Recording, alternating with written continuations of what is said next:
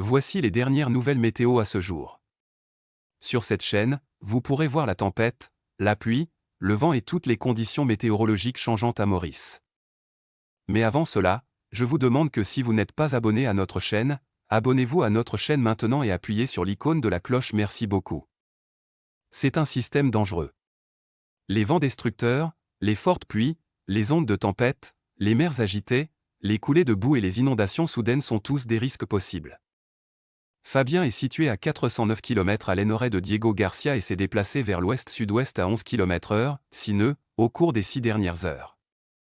Fabien chevauche le bord nord-ouest de la dorsale subtropicale au sud-est. Au cours des prochaines 12 heures jusqu'à 24 heures, Fabien continuera de se diriger vers le sud-ouest et s'intensifiera régulièrement jusqu'à son intensité maximale de 185 km/h, 100 nœuds. À ce moment-là, la crête subtropicale au sud-est commencera à reculer et la crête subtropicale au-dessus de Madagascar deviendra la principale caractéristique de direction. Du coup, Fabien passera sur une piste plus à l'ouest dans 2 jours, à plus de 185 km au sud de Diego Garcia. De plus, l'intensité sera sur une tendance décroissante en raison de l'entrée du système dans un environnement plus hostile. Cet environnement est caractérisé par l'entraînement d'air sec de l'enveloppement sud dans le système, une augmentation du cisaillement du vent à mi-niveau et la remontée d'eau que la tempête produira, apportant des températures de surface de la mer relativement plus fraîches, 26 degrés Celsius, à la surface, comme indiqué par le 15/18-00 UTC exécution du modèle HWRF.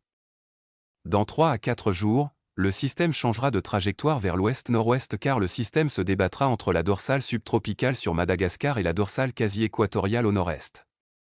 De plus, l'intensité continuera de diminuer régulièrement jusqu'à 130 km/h, 70 nœuds, en 5 jours à mesure que le système tournera vers le nord.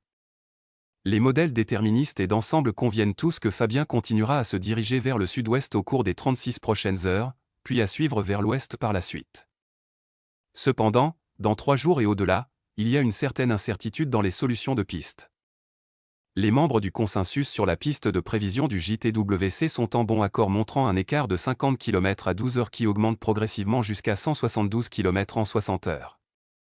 Navgem est la valeur aberrante montrant une trajectoire plus au sud qu'une grande partie des membres du consensus.